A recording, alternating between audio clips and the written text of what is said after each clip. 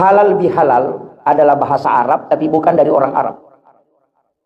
Karena istilah halal bihalal itu sebenarnya Soekarno yang minta kepada Ki Wahab Hasbullah.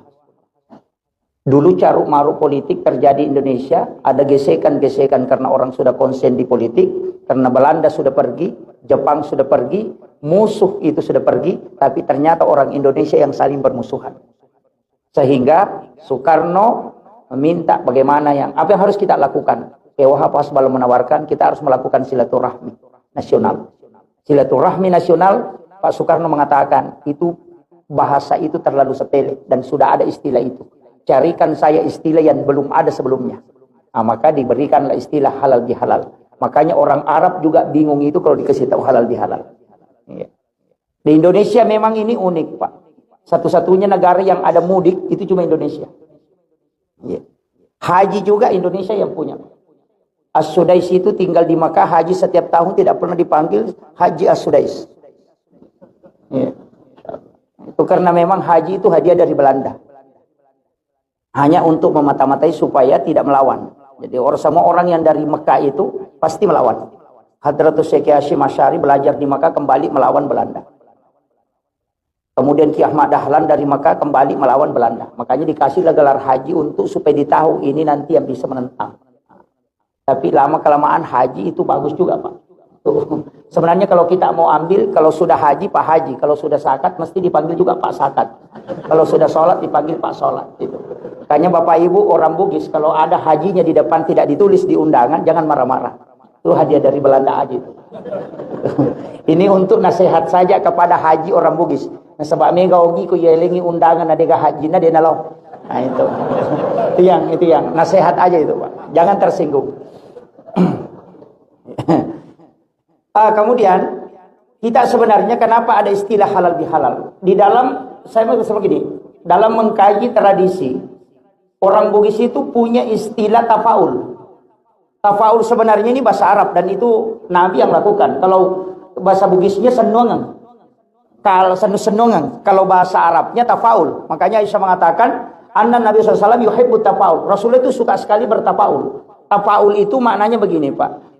Mengambil satu ibarat dalam suatu hal yang bermakna doa. Nah, segala sesuatu itu ditarik lari ke doa, punya makna. Makanya kuenya orang Bugis itu juga begitu. Barokah. Cuma kita mengatakan barongko. Suwalla. Kita sholawat kita mengatakan suwalla. Al-katiri min din makadaki katiri mandi. Al-katiri sholat makadaki katiri salah. Ya, itu kan. Rumahnya saja itu 55. Kenapa 55? Karena itu 5 waktu sholat. Kenapa anak tangga tidak sama jumlahnya itu ganjil 13, 11. Itu karena Allah ganjil dan menyukai yang ganjil. Sudut-sudut rumah itu kan yang atap itu timpala jana kan 3 lapis, 3 susun. Mulai dari yang paling kecil, tengah, kemudian sedang. Itu sebenarnya Islam, iman dan ihsan. Itu makna-makna semua. Jadi dia itu istilahnya senong. Makanya angka-angka juga masuk. Makanya orang Bugis juga kalau ada angka-angka itu biasa dia pakai angka 7. Ya, pitu-pitu. Makanya dulu kalau ada uangnya 77 4 kali, langsung mengatakan indok dinanya. Langsung dia lipat baru simpan di tasnya. Mengatakan selama masih ada uangku ini saya tidak pernah kehabisan uang. Ya memang karena uangnya ada di situ.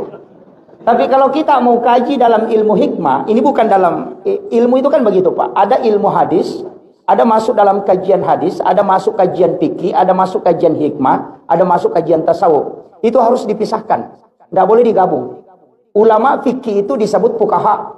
Ulama tauhid itu disebut murabbi. Kalau ulama tasawuf disebut mursyid. Itu beda.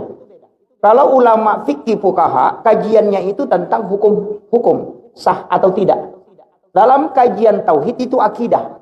Dalam kajian tasawuf itu akhlak. Makanya kalau orang bicara tasawuf, itu tidak bicara hukum. Dia bicara adab.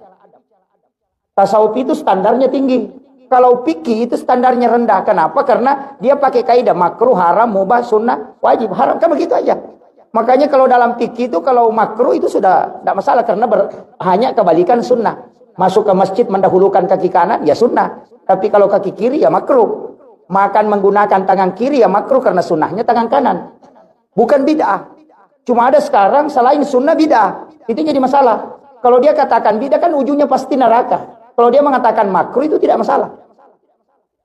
Makanya saya biasa kasih kesimpulan, bid'ah inilah yang membuat kita bermusuhan. Kenapa Syafi'i, Maliki, Hanafi, Ahmad bin Hambal tidak pernah bertentangan, bermusuhan pada beda pendapat? Karena dia pakai 5 hukum ini tadi. Wajib, makruh, haram, mubah, dan sunnah. Dia tidak pakai bid'ah. Walaupun dia tahu bid'ah. Karena bid'ah ini bukan hukum, Pak. Nah, ini yang penting saya sampaikan. Supaya kita nanti mudah. Karena kalau dicampur-campur, itu fatal. Ulama tasawuf, itu standarnya tinggi sekali, Pak. Sama jika kalau orang pacaran, orang paling senang sama misalnya pacarnya, nah pacarnya itu tidak suka warna kuning, tidak mungkin orang itu pakai sandal kuning ketemu pacarnya. Walaupun tidak ada aturannya. Tapi kalau dia sudah tahu dia tidak suka warna kuning, tidak mungkin pakai sandal kuning. Kenapa? Demi menjaga perasaan. Orang yang bertasawuf, begitu di hadapan Allah, jika ada pakaiannya malu dia pakai ketemu Pak Bupati, mestinya dia lebih malu pakai untuk sholat. Kan kadang kita tidak agak biasa tuh. Daster yang kita pakai mencuci setiap hari, jadi pakai sholat. Padahal kalau mau ke pesta luar biasa pakaiannya. Ah, ini yang nanti kita kalau kaji, tapi itu kan kaitannya dengan tasawuf. Kalau ulama sufi itu pantang untuk singgah di WC masjid buang air kecil, tidak mau dia. Lebih di Pertamina. Kenapa di WC masjid? Orang yang singgah di WC masjid buang air kecil itu makruh hukumnya. Kalau dalam fikih, tapi kalau Syafi'i itu menyelamatkan kita, dia bilang kalau sudah buang air kecil berwudu dulu baru pergi supaya kau melakukan sunnah. Itu Syafi'i itu. Tapi ulama sufi tidak. Nah, itu bedanya. Makanya ulama sufi kalau singgah makan di warung pasti dia bayar dulu baru makan. Karena kapan dia makan dulu baru bayar, dia katakan sama kalau kau ambil mangganya tetanggamu, nanti sudah kau makan baru kau minta. Itu begitu. Jadi standar-standar itu beda, Pak. Jadi kalau kajian agama ya begitu aja. Makanya kita harus pisahkan. Yang masuk ilmu hikmah itu, ilmu-ilmu hikmah agak berat juga. Kenapa ilmu hikmah ini berat? Karena dia adalah hakikat dari ilmu. Perintah Nabi, di atas perintah itu ada hakikatnya. Kenapa kita dilarang melangkahi makanan? Kalau makan. Misalnya ada makanan, ada ikan di sini, di sana ada ayam. Kita kadang menyeberang ambil ayamnya, padahal ada ikan di depan. Kita menyeberang. Itu kayak eskapator tangannya itu. Biasanya. Kenapa itu dilarang dalam agama? Padahal semua makanan yang dihidangkan itu kan halal. Tapi kenapa dilarang? Hikmahnya, orang yang mengambil makanan dengan melangkahi makanan yang ada di depannya, itu rezekinya pasti susah. Nanti dia urus baru bisa. Tapi orang yang mengambil makanan yang ada di depannya saja, maka orang yang akan datang menawarkan rezeki kepadanya. Itu hikmah, Pak. Kenapa perempuan kalau makan dilarang membuka mulut? Kalau mengunyah. Laki-laki kan tidak. Laki-laki itu kalau makan membuka mulut begini tidak masalah. Perempuan tidak boleh. Hanya ketika dia menyuap dia buka mulut, ketika dia mengunyah itu dia tutup. Begini. Kenapa? Ternyata hikmahnya, wanita yang mengunyah tidak membuka mulutnya, itu suaminya pengantin baru setiap malam. Itu kuncinya, Pak. Itu dalam ilmu hikmah itu.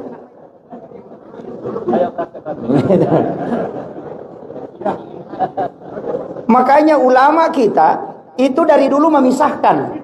Tasawuf dikaji pada bab khusus tasawuf. Fikih dikaji pada bab fikih.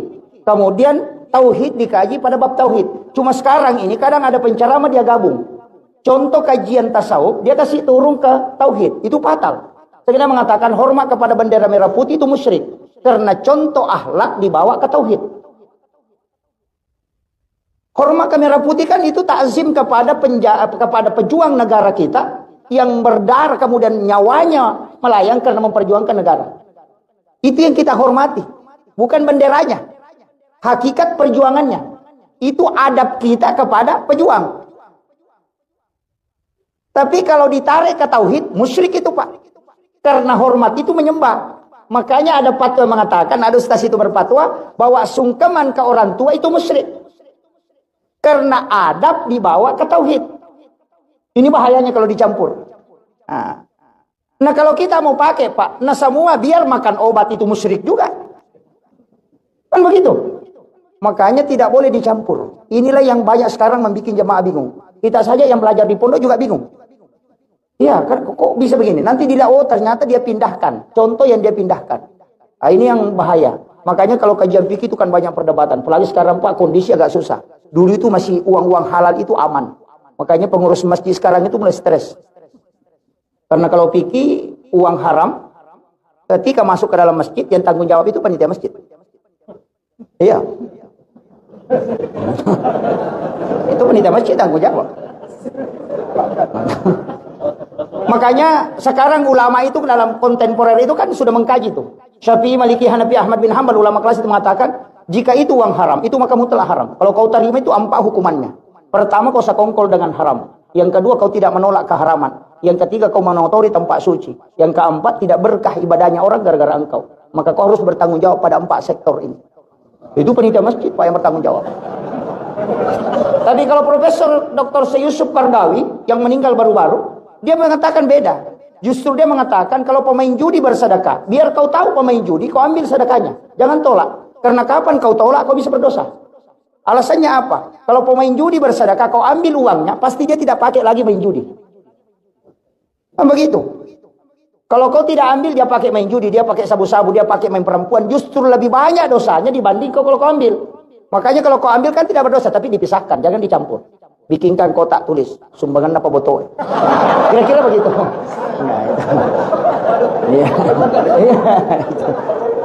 Tapi apakah bisa dipakai? Ulama seperti Syekh Yusuf Qaradawi itu masih membolehkan, hanya dipakai untuk bangun WC.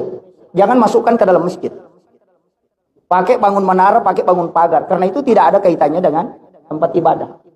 Itu kalau, tapi ada lagi ulama yang belakangan seperti Imam Al-Jazuli, itu beda lagi dia. Dia katakan bikin saja kotak amal besar, baru simpan di dekat pintu masjid. Nanti setiap bulan dibuka diambil. Kalau tanya nanti malaikat dia kemudian dari mana, kasih tahu. Saya tidak tahu, cuma ambil di celengan. Selesai. Itu sudah aman Pak.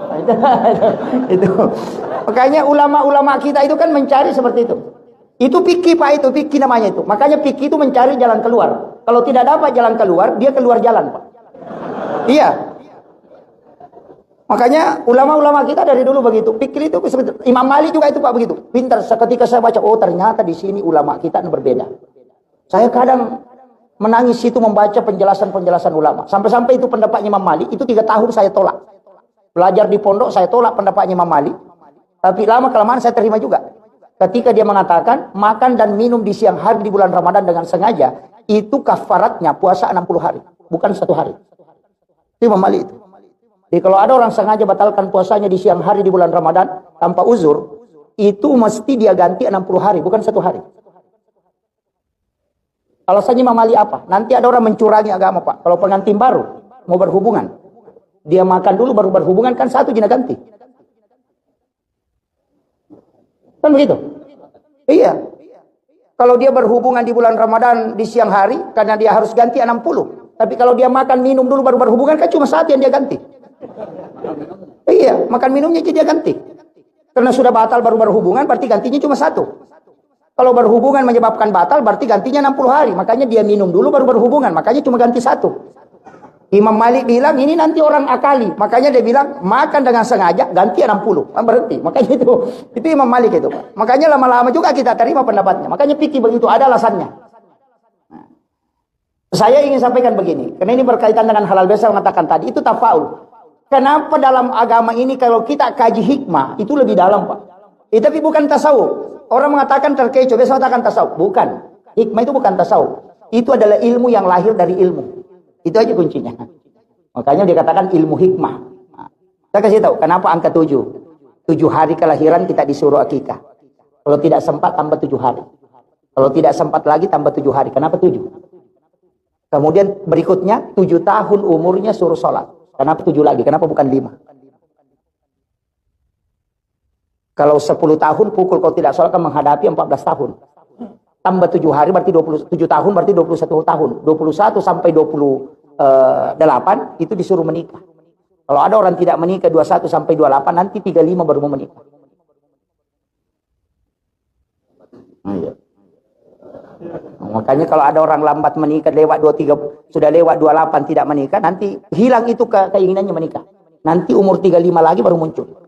35 baru langsung 38. 38 nanti lompat ke 40. Makanya di umur 40 itu baru mau kembali. Makanya orang yang sudah menikah itu biasa mau menikah juga di situ. Makanya rata-rata selingkuh itu 38 sampai 43. Nah, di situ. Iya. Ini nih yang anukan. Itu hitungan. Dan kenapa angka 7 ini Pak? Kalau kita kaji, tawaf itu kan 7 putaran. Sa'i juga 7 putaran. Lagi 7 lapis. Tanah 7 susul. Suratul Fatihah itu 7 ayat. Anggota sujud itu kan ada 7. Dua lutut, 2 kaki, 2 tangan, 1 kepala. Rakaat sholat itu kan 17 juga. Di dalamnya ada angka 7.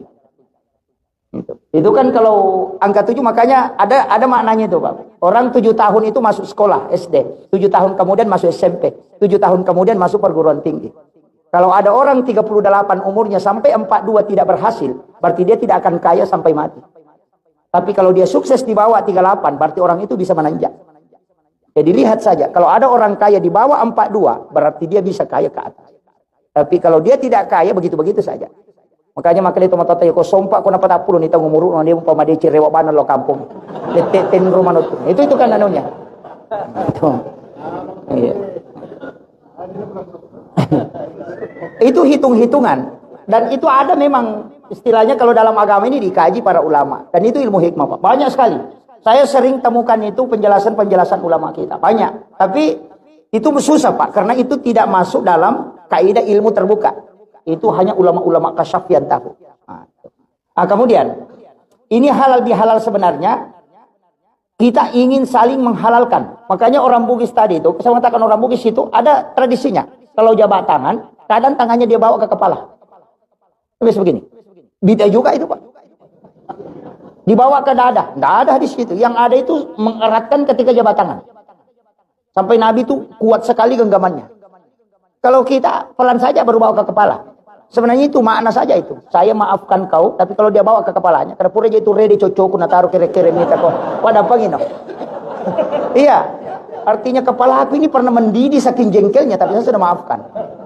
Makanya didobel di situ halal bihalal. Artinya ketika jabat tangan saling menghalalkan, tapi hati juga harus terbuka memaafkan. Karena banyak orang open house tapi tidak open. Inilah yang sebenarnya inti dari halal bihalal. Kemudian begini, sebenarnya dalam tasawuf itu Pak, kalau kita ngaji tasawuf ada hal unik itu. Karena tasawuf itu tidak pernah melihat akibat. Yang dia lihat itu asbab. Makanya tasawuf itu selalu lari ke dalam, bukan lari keluar. Makanya di bab tasawuf itu Pak tidak ada bab kikir. Bapak ngaji tasawuf 40 tahun itu tidak temukan bab kikir. Yang ada itu bab tamak. Karena sebenarnya tidak ada orang kikir, yang ada orang tamak.